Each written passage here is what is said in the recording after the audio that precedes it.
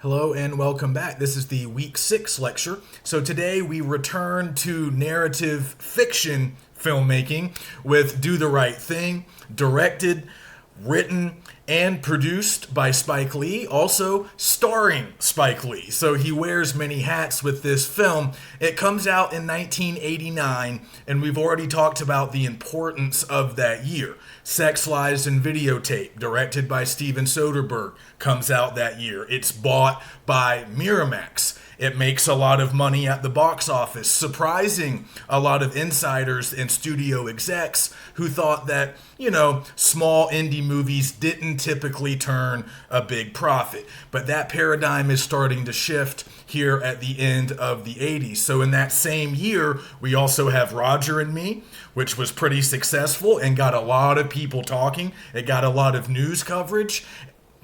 And then also Do the Right Thing, directed by Spike Lee. So this is a big year for Pearson because the financial viability of independent films is changing, right? The whole business model is changing, and now big studios, are starting to compete for these types of movies. And Pearson's, of course, involved in all of this, right? So he helps to sell Roger and Me to a major distributor, and he does the same thing for She's Gotta Have It, Spike Lee's debut film, which came out in 1986. So he has a chapter in here, Pearson does, about sort of working with Lee on trying to sell She's Gotta Have It. He talks about that movie at length. We're not watching that movie, obviously. We're doing Do the Right Thing instead, which is probably Lee's most critically acclaimed film. I don't know that it's been seen the most of any of his films. Maybe. It certainly gets taught a lot. It's a staple in sort of introductory film classes throughout the country. It gets studied a lot at this level. And it was popular, critically acclaimed, and popular when it first came out. But as we probably know, Spike Lee continues to make movies. He's still very much a part of our pop culture. I would argue a little bit like Michael Moore, maybe a little bit like the Coen brothers. He's kind of permeated our popular consciousness. He's become something of a celebrity. Perhaps not all of us are familiar with him, but you don't have to be a movie buff to be familiar with him, to know who he is. Maybe you haven't even seen his movies, but perhaps you've seen a basketball game, a New York Knicks game, with him sitting courtside. He's a famous Knicks fan. You might see him in commercials. And he also makes pretty commercial mainstream movies nowadays. That's debatable with some, but he's had some pretty big hits, some movies that a lot of people watch. Not all of his movies are labeled overtly political the way Do the Right Thing is, but he is invested and interested in a lot of the issues that he's exploring here. So we already have some larger context to work with. We know the year 1989 is important. We know that Spike Lee is another one of these filmmakers that Pearson talks about in the book who's kind of rising to prominence during this period. We've already seen Jarmusch. He's talked about him. He's talked about Michael Moore. We talked about the Coen brothers a little bit. They're all sort of coming up at the same time, making movies. And again, the business model is starting to change. So there's new opportunities for these young filmmakers. Previously, in previous generations, they would have been very niche. They would have been sort of put in their category. They would have been considered, less marketable, less profitable. They could have had careers. They could have even been somewhat successful, but there would have been kind of a hard ceiling on what they could do and how they would have been viewed by major studios. But filmmakers like Soderbergh, like the Coens, and like Spike Lee are really changing that at the end of the 80s. So just a quick note about the way this movie gets made, because it's interesting. It kind of fits into what we were saying last week with Michael Moore and Roger and Me. And it's also just kind of an interesting thing to note when it comes to Spike Lee. He created his own production company called 40 Acres and a Mule Filmworks. And he actually created it, I think, well before She's Gotta Have It came out in '86. So his own production company has financed all of the movies that he's made, to my knowledge. But what's interesting is major studios have then distributed his movies. A trend that begins, I think, with She's Gotta Have It. Pearson narrates that. And then all subsequent movies that Lee has done have been distributed either by a major studio or an arm or a subsidiary of a major studio. So in the case of Do the Right Thing, it's Universal, one of those old school Hollywood studios that's been around forever. They acquire the rights to the film, they distribute it, they give it a wide theatrical release, and of course it's later exhibited as well. And that's, a big part of the story here. Again, that's partly what's changing with independent film. Previously, you started out independent and you would probably remain independent throughout both the distribution and exhibition stages, which limited your scope, limited your reach. How big of an audience could you really have? A lot of the movies that Pearson talks about at the beginning of the book, these are cult films, art films, being shown in repertory theaters, indie theaters in places like New York in the 70s and early 80s, but a lot of Americans would never see them. They wouldn't play in multiplexes, and they wouldn't really be accessible to a lot of people. But again, that's changing now, both because of the rise of home video. We've already talked a little bit about that, but also just the fact that now studios are getting more interested in these kind of small indie productions, and they're swooping in to buy them, and then they're going to give them that wide release that's kind of necessary if you want to build a big audience. You go to the film festivals, you get the critics talking, that's part of it. And Pearson explores all of that with Roger and Me, but people need to see the movie, right? It needs to be playing in a lot of places. You want the resources, the money of these big studios behind you. And that's what's increasingly happening here. And Spike Lee's a good example of that. So on the level of production, the first stage of filmmaking, Spike Lee's very much an independent, a little bit like Cassavetes. He creates his own company and says, we're going to produce our own movies. But then when it comes time to distribute them and exhibit them, they're doing business with big studios. They're selling to big studios. And that's the next step. But we've already kind of seen that with Pearson. He kind of walked us through that last week when we were discussing Roger and Me. But remember, after that movie becomes successful and well-known, Moore gets accused of selling out. That's not really a problem for Spike Lee. He's making different kinds of movies. He's not a documentarian, among other things, although he's made some documentaries, but not at this point of his career. But it is that same kind of trend that we've been tracking with the Coens and Michael Moore, independently produced films that are then sold to big studios and distributed by those big studios. Remember, even Miramax, this sort of up-and-coming company run by the Weinsteins, who's, kind of specializing in independent film, they didn't bid high enough to get Roger and Me. Pearson was going to use them as a fallback, but he ends up selling the film to Warner Brothers. So that's where we're headed with the business side of things, right? It's time to get in bed with the big studios so they can distribute and show your films. So that's happening. Like I said, Pearson's very interested in that. But let's talk a little bit more about this particular film and just kind of its aesthetic achievements. We can certainly talk about the subject matter. It remains very relevant today. And of course, we are here at the tail end of Black History Month, so it kind of fits in thematically there. So we can certainly talk about the themes, the ideas, and just the story here, because people are still talking about it nearly 30 years, well after 30 years, beyond the 30-year mark since its release. But we can also talk about some of the technical aspects that go into the film, the cinematography, production design, costumes. We can certainly go there. We can talk about the cast, A lot of famous actors, a lot of familiar faces. In some cases, a lot of these actors were just getting their start in this film. A lot of them had not become sort of mainstream famous yet. We can talk about that, the music. There's a lot to delve into here. We won't be able to do it all justice, but I want to talk about subject matter for sure, but let's not neglect the technical stuff. But just a final note before we move on, just about distribution.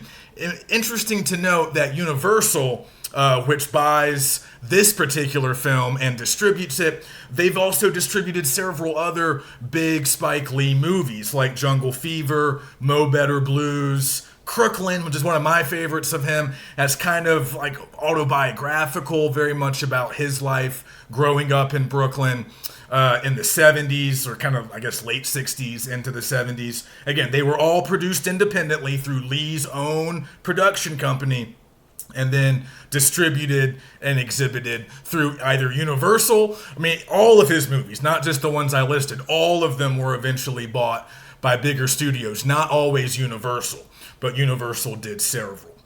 So like I said, his debut was She's Gotta Have It. That came out in 1986. Pearson talks about it in the book, but we're not reading that chapter. And then he followed that up with School Days, which came out in 1988. So Do the Right Thing is his third film. And by this point, he's, kind of generated a bit of a following. He's been talked about, written about. Pearson, of course, claims to have known from almost the start that Spike Lee was going to make it and be a very successful filmmaker. Pearson meets him before She's Gotta Have It comes out. So he's kind of there at the ground floor, and he, of course, gives himself some credit for that. But he has been proven right, of course. So this is his third film, and it really makes him even more popular, more visible. A lot of critical acclaim, though not everybody gave it positive reviews. It did spark a fair amount of controversy upon its release, as you guys can probably imagine. So like I said, Lee nowadays is probably regarded as a pretty commercial, pretty mainstream director. But part of what made his early films pretty noteworthy is the fact that he really was making an effort to depict what a lot of critics, and we might still use this phrase today, would have called like black culture, black American culture. Stuff that was kind of unique to African American communities in this country. And a lot of that stuff had not necessarily been depicted or portrayed in a widespread, frequent fashion throughout the previous history of American film. So we see a lot of aspects of that in this particular film. The jazz score that's actually composed by Bill Lee, Spike's father, who's a very well-known jazz musician. So we have the jazz music kind of juxtaposed with what would have been then contemporary hip-hop. And we see that at the very beginning. We start out with the kind of smooth jazz, and then we have that very startling sort of transition to the Public Enemy song that was made famous largely by this movie. Public Enemy, the rap group that some of you might know, they might still be around. I know Chuck D is still around. I don't think they are together as a group anymore, but maybe they are. They were kind of made famous by this film. And not only do we hear the music, but we get that iconic opening scene with Rosie Perez, who of course plays Tina, Mookie's girlfriend, the mother of his child, on again, off again girlfriend perhaps, with her dancing to the Public Enemy song. And this stuff is kind of iconic almost now, viewed as very aesthetically significant, but it was very significant then, not only aesthetically, I mean, it looks great, it's very exciting, but also from a cultural standpoint, it might be a little bit lost on us now from the vantage point of 2022. We might feel like aspects of Black American culture are depicted more often Nowadays, and I think that's true, although I think there's still sort of an ongoing struggle for more representation. But in the 80s, let's not forget, we're going back to the 80s, and it was just a lot less common back then to see authentic portrayals of black culture, black life, black neighborhoods. And that's where we are here, right? In Bed-Stuy, a traditionally black neighborhood in Brooklyn, one hot day in this neighborhood, but we're kind of surrounded by a lot of markers of black culture. The music, we also get the radio station, and of course Samuel L. Jackson is our DJ, credited at this time in this film as Sam Jackson. He had not become particularly famous yet. He had been in a bunch of other movies. He had been a stage actor, but he was not anywhere close to a household name yet. So we get that radio station. Not only does it play black music, it's got a black DJ, and you might remember that one point in the film where he does like an extended thank you to this long list of black artists, black musical artists, some going way back, some were still kind of contemporary in '89, like Luther Vandross and Prince, but he goes through this long list and just sort of, again, it's sort of this testament to like black excellence, things that would have very much been noticed by black viewers, and they weren't really given a lot of that sort of stuff in mainstream contemporary film at this time. So again, white audiences might have ignored some of that, or maybe thought some of it was weird, or just didn't think about it much, but there was a lot written at the time about what it sort of meant to African American filmgoers to see certain aspects of black life, depicted this way. Even, and again, it's easy to miss this, but Ossie Davis and Ruby Dee were a pair of elderly actors who were also sort of culturally significant. Ossie Davis plays the mayor, and Ruby Dee is Mother's sister. And they were actually married in real life, and they were both, so that's kind of charming. They were real life husband and wife. Ossie Davis just died somewhat recently, I think, maybe like a decade ago. But they were both well-known actors from the 50s and 60s, and they were also involved in the civil rights movement. And Davis in particular was kind of viewed a little bit like Sidney Poitier, who you might remember, he died relatively recently, another famous African-American actor from sort of the mid-20th century, but they were sort of held up as examples of black actors who were largely able to avoid caricatures and sort of stereotypical casting that really locked a lot of black actors inside small boxes back then. But Davis and Poitier, who was more famous, were kind of known as often portraying, dignified, upstanding citizens, not the typical kinds of silly, buffoonish roles or criminal roles that would have been given to a lot of black actors during that time. So again, within sort of, African American communities, Davis was a big deal because at a time when it was very hard for black actors to do so, he carved out a very respectable career both in the movies and on stage. And Ruby Dee was also a well-known actress from that time, and they were married and had a very long companionship. But again, they were civil rights figures as well. Like there's a picture of Davis speaking at various civil rights marches. I think he was there on the with the March on Washington, like back in '63 with Dr. King. So they had importance that went beyond just, they're famous actors. They were more important than just that. They kind of resonated with African American audiences on multiple levels. So again, just kind of worth pointing out that in '89, a lot of these kinds of representations were a little bit novel, and partly, they were at least a part of what made this movie stand out.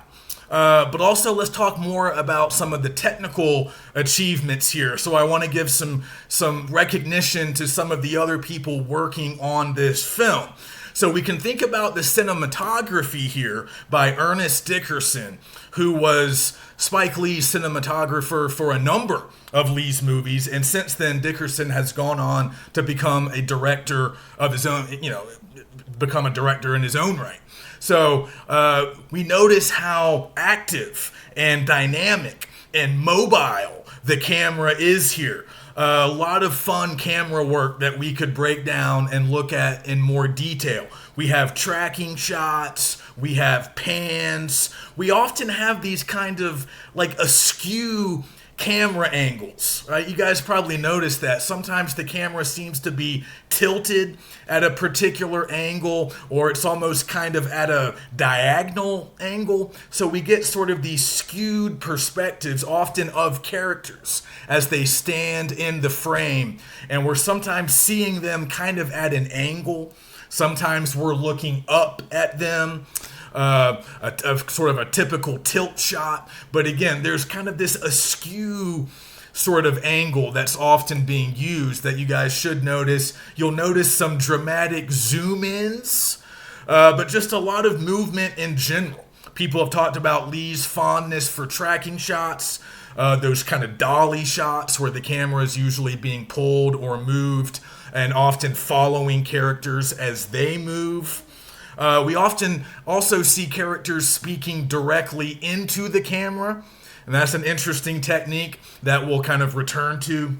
So there's something, I think, sort of kinetic and exciting about the camera work here. Again, we often get the impression of movement. And when we see most of the characters, they're often moving, they're walking. There's a lot of dynamic activity, even if it's just people sitting on a stoop. Usually somebody else will pass by, other figures will come into the frame, there'll be some kind of dynamic movement, and obviously early on the movement feels kind of exciting and vibrant. Later though, the movement becomes in some ways terrifying and sort of destabilizing and chaotic as the action shifts. That's another thing I want to mention. We're kind of in the middle of our technical talk, but we'll come back to just the tonal shifts. The shifts in tone from sort of lighthearted and comic early on to something different at the end. But again, I think the technical side helps to bring that out. So we can pay attention to the camera work. We can also pay attention to the production design by Wynn Thomas. And we can especially think about colors. We have a lot of bright colors here, red and orange. I always think about that red wall behind the sort of the Greek chorus that we have in this movie, the three older guys who are kind of sitting on the corner and they're sort of commenting on all the things that are happening in the neighborhood on this particular day. We share a few scenes with them. They're kind of funny. They're kind of comic relief, but they're also providing some, at times, kind of astute commentary, observations. They're there at the end when things descend into chaos and violence. But yeah, they're kind of the Greek chorus, commenting on what's going on, sometimes maybe reflecting the audience's views. Sometimes we're meant to laugh at them, other times maybe just to listen. But if you notice that red backdrop, they're sitting there in their chairs, and right behind them we have that bright red wall that just has a really interesting contrast. It draws your attention. It's a lot of bright colors here. They filmed this movie kind of on location. I mean, I think they were in Brooklyn. I'm not sure if they were in this exact neighborhood, but they filmed it in Brooklyn, but they still had to establish various sets, right? So Sal's Pizzeria, a lot of the action takes place there. My understanding is they built that on an empty lot, but it kind of became almost like a working pizzeria. I mean, it wasn't open for business, but to increase the realism, the actors, Danny Aiello and John Turturro and Richard Edson, who we should remember from Stranger Than Paradise, they were actually making the pizzas. Like, they had a working oven in there, and the guys were actually putting the pizzas in the oven. So we can think about the way the pizzeria looked. We can think about some of the other interior spaces that we're in. But a lot of the movie takes place outside, on the street.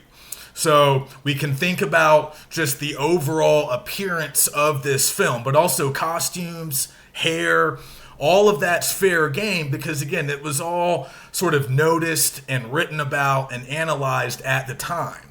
So we can look into any of those things now as well. But a lot of critics just thought it was a real visual delight, just a real feast for the eyes.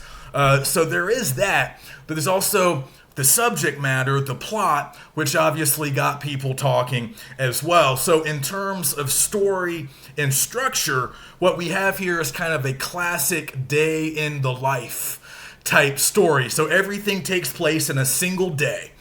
And really, the action is all pretty much contained within this pretty small general area, maybe a few blocks, right? Mookie does travel. He does traverse some ground. We see him at his sister's apartment. Later, where Tina lives. Again, he doesn't seem to be a permanent resident at either of those places. He's staying with his sister, much to her chagrin. And that's Spike Lee's real sister, by the way, who plays Jade.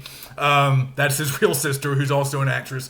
Then he goes to Tina's place. We're briefly inside the radio station. And of course, we're at Sal's quite a bit. We're on various stoops, various corners. But this is all within a few blocks. One neighborhood in Brooklyn on one day. And the action that transpires is somewhat self-contained as well. So I don't know if I assigned this, I can't remember now, but if you read the dialogue chapter in Pearson's book called Be Like Spike, you'll hear Kevin Smith, who we're going to watch a film by him later. He's talking about Spike Lee's influence on sort of a younger generation of filmmakers who watch Do the Right Thing. And part of what Smith says is that the whole day in the life structure really appealed to him and other young fledgling filmmakers who didn't have a lot of money or resources because it seemed somewhat feasible. Like, okay, we can pull that off. We can create a story that takes place in a single day. That means you probably need fewer locations. You might be able to save money when it comes to casting and set design. So it kind of was a workable model for future filmmakers. And Smith mentions the 3 Greek unities and how he likes to often use those in his own writing, and Spike Lee is using them here. So remember, Lee writes the screenplay to this film. In addition to directing it, he's also the principal producer, and of course, he plays Mookie. But in his role as screenwriter, Lee really does kind of utilize all of those Greek unities. If you guys aren't familiar with those, this is sort of an old theatrical sort of concept, based on ancient Greek drama, stage plays. But the 3 unities were supposed to be time, place, and action. So pretty much what I just described. Aristotle would have told us that any play needs to be unified on those 3 levels. So that means basically the running time of the play should equal how much time elapses in the plot. Now, Lee doesn't quite stick to that because I would say this movie probably starts like in the morning and it goes all the way up. Actually, I think until the next day, if we're being really sort of nitpicky, because the riot takes place at night. And then that final scene between Mookie and Sal seems to take place maybe the morning after because the sun has come back up. It's daylight again. So I'm assuming that's like early the next morning. So maybe we can call it within a 24-hour period. And obviously the film itself is a little under 2 hours. But we are still somewhat unified in terms of time. I've already mentioned how unified we are in terms of place. We're not traveling far. We don't leave this neighborhood. And the action is kind of self-contained. That's what they meant by unity of action. That means if it, we can track the action from its start to its completion.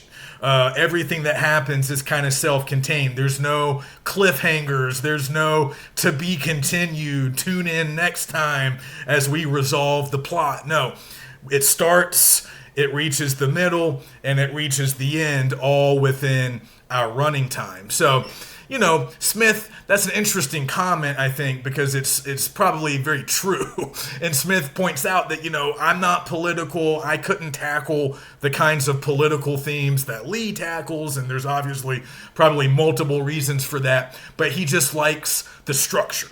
He likes the way that Lee structured the film, and it is very influential to later filmmakers, but it's not like Lee's the first one to do this. It's just a very workable, sort of repeatable model that Smith and others would use based on those Greek unities.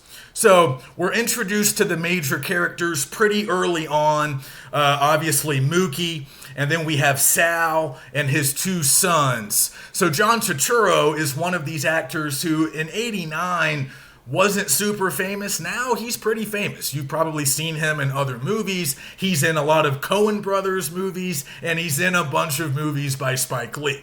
So they both used him quite a bit. He plays Pino, the mean, racist brother. And then Richard Edson, who of course played Eddie in Stranger Than Paradise, he plays Vito, who's kind of the nice, more sensitive brother. And their father, Sal, is played by Danny Aiello, who is a pretty well-known actor. He was in some other pretty big films in the 80s and 90s. Got his start in one of the Godfather movies.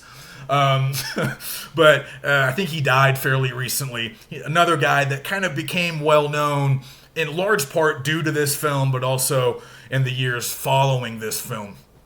He was in Moonstruck, that movie with Cher that came out a few years prior with Nicolas Cage. That was a pretty big hit. So we meet them, and obviously Sal's Pizzeria, but we also meet a bunch of neighborhood residents, like Love Daddy, the DJ, Samuel L. Jackson. We meet Buggin' Out.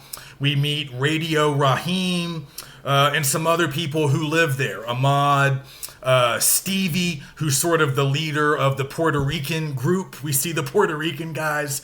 They're kind of distinguished from some of the other groups and cliques. We see Mookie's sister, Jade, again, played by his real-life sister. And we meet, Smiley, the Greek chorus, Tina, played by Rosie Perez. It's a pretty big cast. The two cops, they play an important role later. So we meet most of the cast early in the film, and we're able to see pretty early on these racial fault lines that kind of divide the neighborhood. So this is clearly a majority African American and Hispanic neighborhood. But Sal's Pizzeria, obviously run by Italian Americans. We have a sort of contentious police presence represented by those two cops who make a few appearances, including a very fateful one at the end of the film. But we also have a Korean-owned, corner grocery store right across from Sal's. And that's also a scene of contention, a place where there's some racial tension between some of the African-American residents and the Korean shopkeepers. But that gets resolved in kind of an interesting way during the riot. So we'll come back to that. But a lot of characters, a lot of interesting characters, and I just think there's a lot of complexity in most of these characters. We're going to try to answer some of the big questions at work in the film, but I think partly what makes that difficult is we don't have a lot of heroes and clear villains here. There might be a couple of villains, but a lot of these characters have good qualities and bad. We have complex characters, realistic characters, I would say, round, dynamic characters, and that can make sort of parsing out the morality at the end a little bit difficult. So we'll come back to some of these characters, obviously, but I wanted to pick out a few sort of iconic, really noteworthy scenes that would be great candidates for a close reading if you were ever to analyze this film. A couple of famous scenes that have gotten a lot of attention before. Around the 40 or 45 minute mark, we have a scene with Mookie and Pino. Sometimes I just kind of call it the who's your favorite scene. because Mookie asks Pino a series of questions. Who's your favorite basketball player? Magic Johnson. Who's your favorite actor? Eddie Murphy. Again, kind of dated, obviously, but we know who Eddie Murphy is. We know who Magic Johnson is. They were obviously very big celebrities at the end of the 80s. And then a kind of a funny exchange when he asks about, your favorite musician. And he claims that Pino secretly likes Prince, but Pino claims, no, Bruce Springsteen is my favorite. But even with that claim, Pino is still very open about the fact that 2 out of the 3 of his favorite, entertainers, celebrities, whatever, 2 out of the 3 are African American. So Mookie uses that fact to make a larger point, basically saying, to Pino, I think you kind of deep down wish that maybe you were black, maybe you're just filled with self-hatred. But I think what's most telling about that exchange is Pino's sort of inarticulate, stumbling attempts to explain his logic. He's obviously racist. He's pretty open about his dislike for African Americans. He is not particularly nice to Mookie or any of the customers who come into the pizzeria. So he's pretty open about that, but he claims that, Magic Johnson and Eddie Murphy, they're different. They're black, but they're not black like you, Mookie, or like these other people here in Brooklyn that I don't like. But of course, he's unable to explain. He's unable to illustrate why he likes certain black entertainers and celebrities, but remains so hostile to African Americans in his everyday life. And again, we can probably notice, or obviously see the point that Lee's making here, and just I think the larger message is that it was just so common at the time, and maybe still, depending on our perspective, so common for a lot of people to have this worldview or this mentality demonstrated by Pino. They'll make exceptions for the ball players and the entertainers that they like, but they remain racist on a day-to-day level. And this was a common complaint that Spike Lee and other black intellectuals and black artists frequently made in the 80s. I would say it's a point that still gets made today, that a lot of white people enjoy the art and the entertainment put forth by African Americans, but that does not translate to other walks of life. And I think Lee is emphasizing that here. And then a little later on, one of my favorite scenes just involving Sal and Pino. Again, we're in the pizzeria, but it's just a really powerful scene of father and son talking. We get this really beautifully framed shot, and the camera is initially still, stationary. We have the 2 characters sitting at a table in front of the window, and they're talking. This is where Pino's trying to get his dad to sell the business. Let's get out of here. They don't want us here. All of that. And Sal, kind of in a touching sort of moment, reveals why this place is so important to him, why he wants to stay.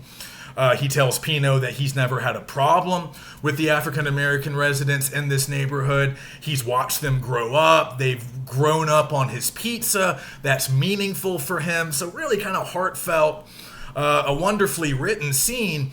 But as they're talking, we have this slow zoom in.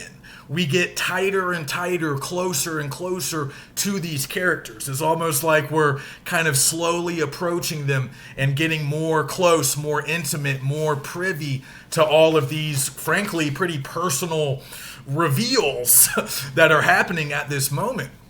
And then some action starts happening outside. So Smiley, the mentally handicapped local resident who's always trying to sell these tracts of, about Malcolm X and stuff, he comes up to the window. And again, notice the difference in reaction. Sal almost seems happy to see him. It's like, hey, how you doing? He knows Smiley, obviously. Everybody knows Smiley. But Pino's reaction is, of course, dismissive, rude. He bangs on the window to try to sort of scare Smiley off. And then when Smiley doesn't leave immediately, Pino becomes even more aggressive, even more hostile, and we're able to see what's happening outside the window without the camera actually taking us outside. We're continuing to just look through the window, that same vantage point, but we've come closer through the zoom in. So that's one of those dramatic zoom ins that Dickerson, the cinematographer, uses quite a bit throughout the movie.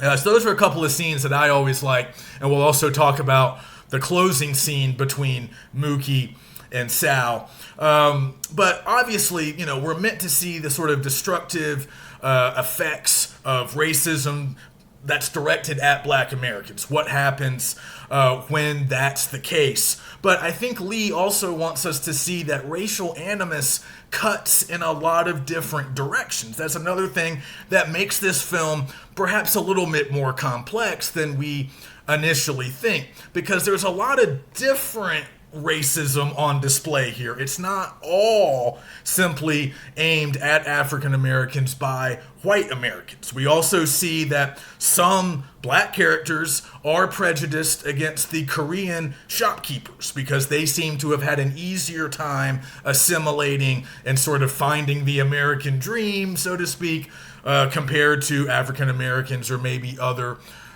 minority groups. So there's that tension. There's tension a little bit, at least, between the Puerto Ricans and the African Americans, at least in that music showdown between Radio Raheem and Stevie. Later, we hear the white cop insulting Puerto Ricans. So the racism from whites isn't just aimed at African Americans. It's also aimed at the Hispanic residents of this neighborhood. So there's a lot of racial animus. There's a lot of tension and obviously a lot of hate as well. So I forgot to mention, right after that exchange between Pino and Mookie, we get another sort of famous moment, almost like a montage of various characters basically just uttering a series of racial epithets.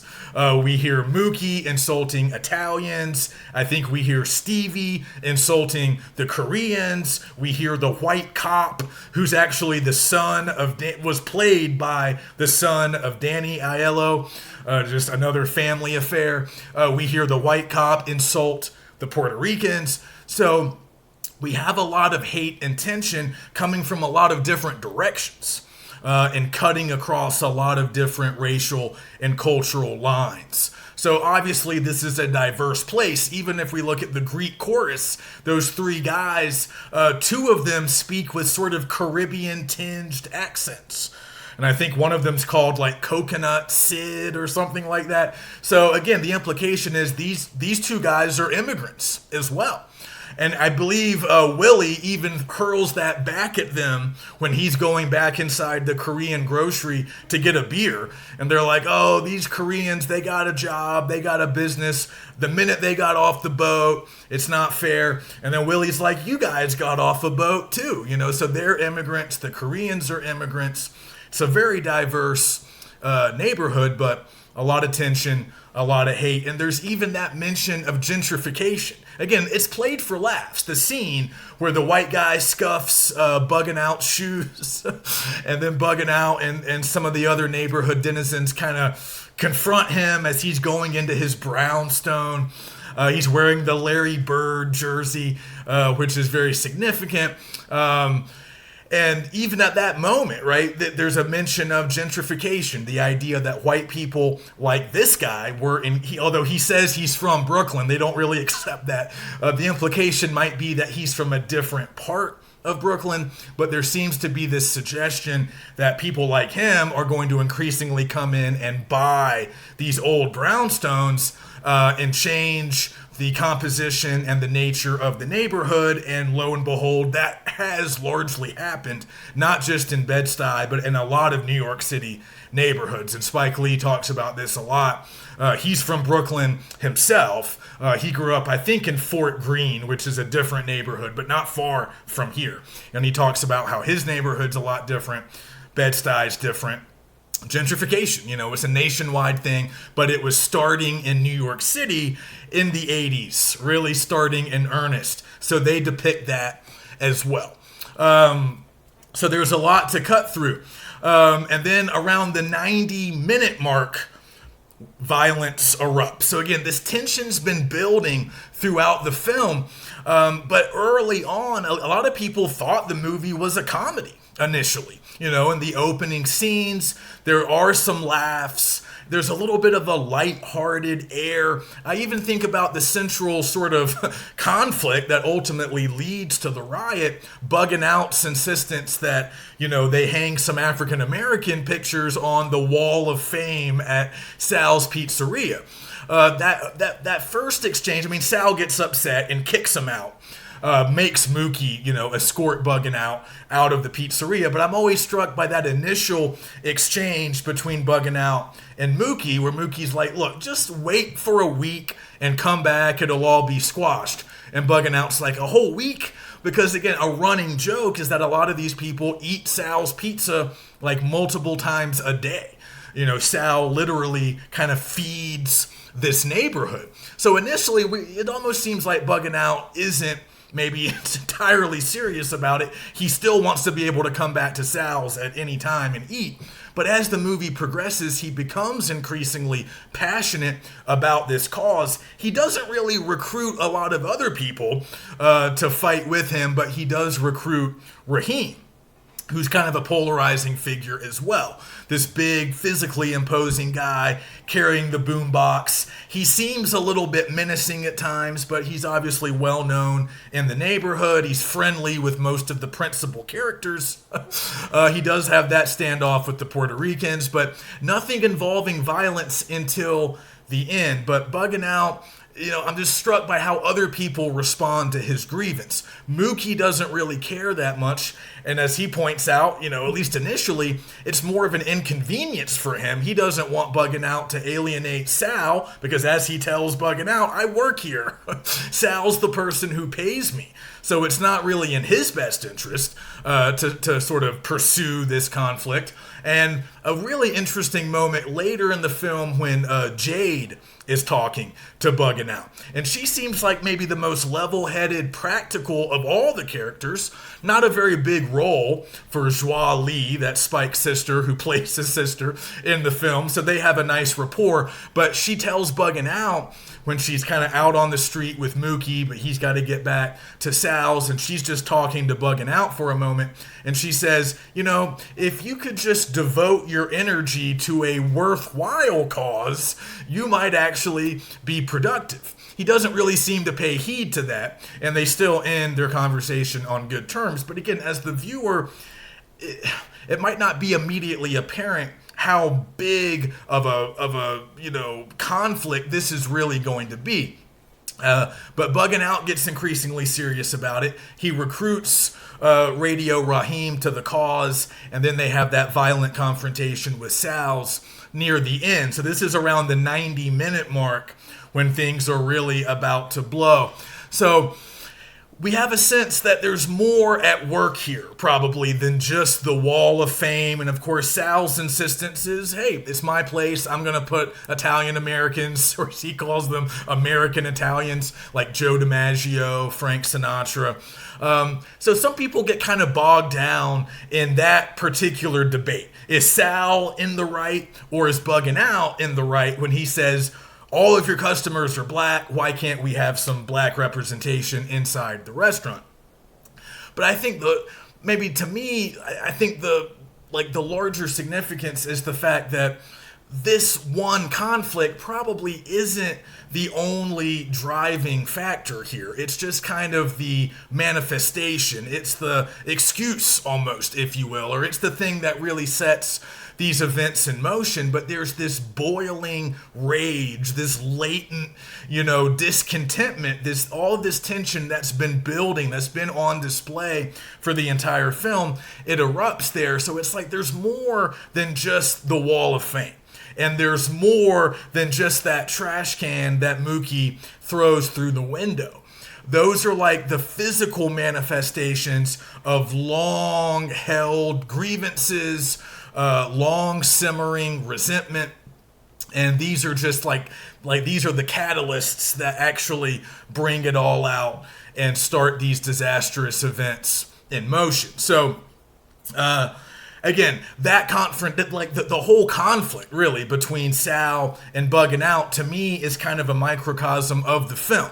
It starts out kind of funny, or at least maybe seemingly harmless, but then it increases in severity, it escalates steadily, and ultimately ends with violence.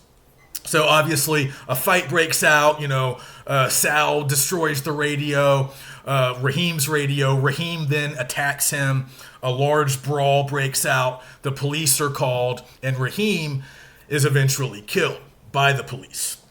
And that's what prompts Mookie to throw the trash can through the window. And critics and viewers have been wrestling with Mookie's actions ever since. And you'll find people on various sides of this debate. Some people who say Mookie was wrong. He shouldn't have done that. Sal wasn't to blame for what happened to Raheem. Sal employed Mookie, paid Mookie, seemed to treat Mookie pretty well for the most part, chastised him, criticized him a fair amount, but unlike Pino, he's not doing it, at least we don't feel, perhaps early on, that he's criticizing Mookie because of racial prejudice, but rather because he just wants Mookie to maybe be a little more responsible and hardworking. And we might be inclined to dismiss that criticism if it wasn't also made by Jade, his more level-headed, practical sister, and a similar complaint is also lodged by Tina. Who points out that Mookie is kind of an absentee father. He doesn't make enough money. He's not responsible enough. So again, Mookie's not a traditional hero. Even if we think that maybe he's in the right with that trash can, he's not presented as an unambiguous hero. And Sal is obviously not necessarily a villain, though we do hear him utter some very vile language towards the end when he's in that heated confrontation with Raheem. But that's really the first time we've heard him talk like that. We've heard Pino talk like that throughout the entire film. But it seems like Sal might be pushed over the edge. But then it's an open debate. Are his real feelings coming to the surface, or is he just angry at Raheem and Bugging Out? And that's perhaps the reason for the language that he uses. I don't know. But it's complicated, right? Same with Bugging Out and Radio Raheem. Are they totally wrong about the Wall of Fame? I don't know. Probably not. But do they go about it in the most productive, constructive way? Probably not. Like Jade points out, they could be doing more constructive things than getting angry at Sal about the Wall of Fame. But they do sort of have a point about the fact that the entire clientele of this place is African American, so maybe that should be reflected in some way. But we can certainly get tied up in some of these questions, some of these larger debates. I don't know if there are any clear or easy answers. That's why I think it's a little futile to get too caught up in, is Mookie right or is Mookie wrong? I don't think it's that simple. And Spike Lee has said some interesting things when interviewed about what Mookie does and how it should be perceived. He said some different things with different meanings over the years. So he was quoted at one point as saying that only white people ask him if Mookie actually does the right thing. He says to most black audience members, it's pretty clear that Mookie had to do that. Not because he hates Sal, and not necessarily because Sal is 100% to blame for what happens, but because there are larger issues, there are structural issues in this neighborhood with police, with racial stereotyping, with these fault lines that we've already explored, and some kind of major change has to be made. And if that means Sal and his pizzeria get hurt in the process, that's just the way it's got to be. So Spike Lee is on record as saying that, as saying black audiences perceive that final scene, that riot scene, very, very differently than white audiences. But then he's also been quoted at other times as saying that it's really up to the audience to decide if Mookie takes a morally justifiable route or not. So, reach your own conclusions, but I'm always struck by the symbolic importance of Smiley hanging up that picture of Martin Luther King Jr. and Malcolm X in Sal's on the Wall of Fame as the place burns, as the riot is raging. So it's like a victory on some level. They finally get a picture of African Americans up on the wall, but the place is literally burning down. So that seems significant as well. And of course, we have those quotes, first from MLK, then from Malcolm X at the very end of the film. And they seem to be sort of in opposition to one another, maybe even contradicting one another, which again just points to the ambiguity, the moral ambiguity that we're left with at the end. MLK is basically advocating, nonviolence. Violence is never the answer, whereas Malcolm X is saying sometimes violence might be the only answer, if it is in self-defense. So there's no easy answers, there's no easy resolution. But that picture in the burning pizzeria, that seems significant. And then obviously the questions surrounding police brutality and use of force. They're very relevant today, and they were relevant back in the 80s as well. The nature of Raheem's death, the chokehold used by the cop. These are still issues being debated today. All right, they haven't gone away. They haven't been resolved in real life. So I can't imagine how they could really be resolved in this movie. The action is self-contained. The action reaches its end by the conclusion of the film, but these issues, these larger questions, are not resolved.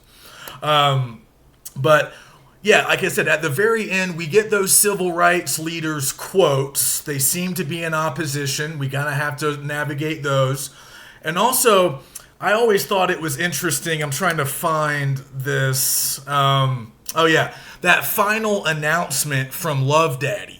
So after Mookie and Sal's, final conversation, right before the credits roll, we get that sort of, I think it's like a crane shot. We're looking down on the street as Mookie walks. Some guys playing basketball or dribbling a basketball, and we see some of the debris left over from the night before. But we also hear Love Daddy talking on the radio, and he mentions two things. One, he claims that the mayor has spoken about the riot and has emphasized that destruction of property is not acceptable. And this might ring some bells because this is still a central issue that I think undergirds a lot of the debate that we heard after the Black Lives Matter movement, after George Floyd, a couple of years ago, and continuing very much today, this question of human life versus property damage. And the mayor is emphasizing property damage, the damage to Sal's, and presumably other places in the neighborhood probably got damaged as well. Maybe if that fire got out of control or just from some looting and other unsavory activities. But the mayor does not mention the death of Raheem, who was not armed. He obviously was involved in a violent confrontation with Sal, but the cops get him off of Sal, and then he's dead. So no mention of that, just a mention of property damage. So Spike Lee and others have made the point that that's often a sort of typical white response. And we did hear it after some of the Black Lives Matter protests, a real focus on property damage, in some cases minor, like busted windows, in other cases major property damage, like buildings being destroyed. But a lot of African American leaders would point out that there seemed to be, at times, more concern for the property versus the life of an African American man snuffed out by the cops. So those are kind of the two sides of the debate, and it gets played out here, right? We hear Sal bellow, I built this place, I built it with my own two hands. It's not about the money. This is my place, and now it's gone. So that's certainly a perspective, and it's Sal's perspective, and it seems authentic and genuine coming from Sal. He's been there for 25 years. He cares about this neighborhood. He's not filled with racial hate like his eldest son, so he does feel like he belongs. But then there's the perspective represented by Mookie, which is Raheem's dead. You can get insurance money for your destroyed business, but nothing's going to bring Raheem back. So we can certainly think more about that debate, but also Lee is making a very political point towards the end. And some of this stuff is going to be unnoticed by a lot of modern viewers, but let me just clue you in on some of the references that you might have heard but not immediately understood. You might have had to Google a few things, but you might have heard during the riot, like, once things are really out of control and the cops have shown up, and there's a lot of violence in the street, you hear a lot of the people in the crowd chanting, "Howard Beach, Howard Beach." And what they're referring to is an incident from 1986. Howard Beach is in Queens, New York, the neighboring borough, I think right next to Brooklyn. And in 86, one black man was killed and another was seriously beaten by a mob of young white residents, largely Italian American kids, like teenagers. I think one of the African Americans was actually hit by a car as he ran from the mob wielding baseball bats, and he got hit by a car, and another black guy got beaten severely but did survive. So that's what they're referring to about Howard Beach. And then there's some other references as well. You hear somebody yell the name Michael Stewart. That's the name of a black man who was killed by police, I want to say in the Bronx, but it was certainly somewhere in New York City, maybe in 87, a couple of years prior. I think he was caught like doing graffiti on some subway stop at some subway station. A transit police officer arrested him, but then claimed that he became sort of disorderly while they were hauling him off to jail, and he ends up getting beaten. He didn't die right away, but he was like brain dead, and eventually did die from the injuries that he sustained in the police van going to the precinct. So the cops had one version of events, and a lot of members of the African American community didn't buy it and felt like they murdered him in cold blood. And you also see some graffiti about Tawana Brawley.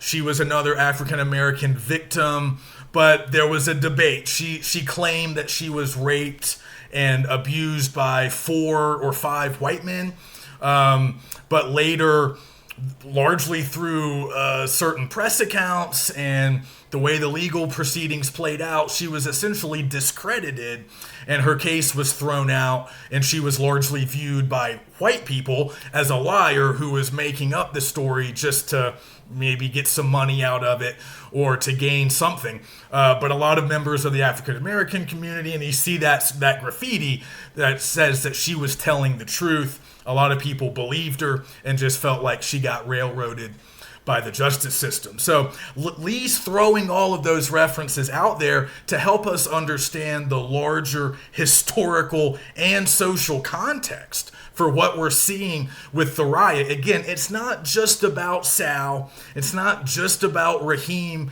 and Mookie throwing that trash can. This is part of a pattern. To the people in this neighborhood, this is part of a recurring pattern that they've seen happen over and over again, and they're kind of fed up. And Mookie seems to be speaking to that as well. So, yeah, there's a lot to sort through here. And there's that final scene between Mookie and Sal that's always struck me as very poignant, but a little bit hard to read. So again, I think it's the morning after. Mookie needs to get his money from Sal. He hasn't been paid for the week or the month or whatever. So he goes to Sal. I think he gets paid weekly. He goes to ask for his money, which is a bit of a bold move considering the role he played in the destruction of Sal's. But he did work those hours, so I guess he is entitled to the money. Sal's reaction to him is always interesting. Like, he's obviously hurt. He's angry. But and there's really no apology. There's no reconciliation between the two men. But I'm always struck at how they play it. Spike Lee does not continue to work as an actor. He's strictly behind the camera now. I think he's somewhat limited as an actor, but I think he plays this scene really well. And Aiello, who's a longtime staple in American movies, he plays it really well as Sal. They don't hate each other, right? Like they don't agree with one another. Neither of them is going to say, I'm sorry. Neither one's going to really accept direct responsibility. But I'm just struck that they seem to, on some level, kind of at least maybe understand what happened, even if they don't both fully accept it. I'm always struck by Mookie pointing out that Sal will get insurance money. Again, I think he's saying that in part to make the point that Raheem's death is more important, but also it's almost like a conciliatory gesture, like, well, it's not so bad, you are going to get a payout. And then Sal, at one point, it's like, so what are you going to do now? A very sort of genuine question, because obviously Mookie's not going to work there, but interesting that he still cares, that he's still trying to engage with Mookie on that level. And we might wonder, did Sal mean it when he said Mookie was like a son to him? Do we think Mookie has been unfair to Sal? We can sort through all of that, but then, there's still anger, right? Sal throws the money at Mookie, and then Mookie throws some of it back. But then there's that moment where there's a few crumpled up bills still lying on the ground, because Sal actually gave him more money than he earned for that previous week. And they're both looking at the money, and neither of them wants to immediately make a move to pick it up, although Mookie eventually does. But I've always been struck by that moment. And again, we have this maybe a medium shot of both men, maybe even like a medium long shot, because I think we can see both of them in their entireties standing there looking down at the rubble and the money on the ground.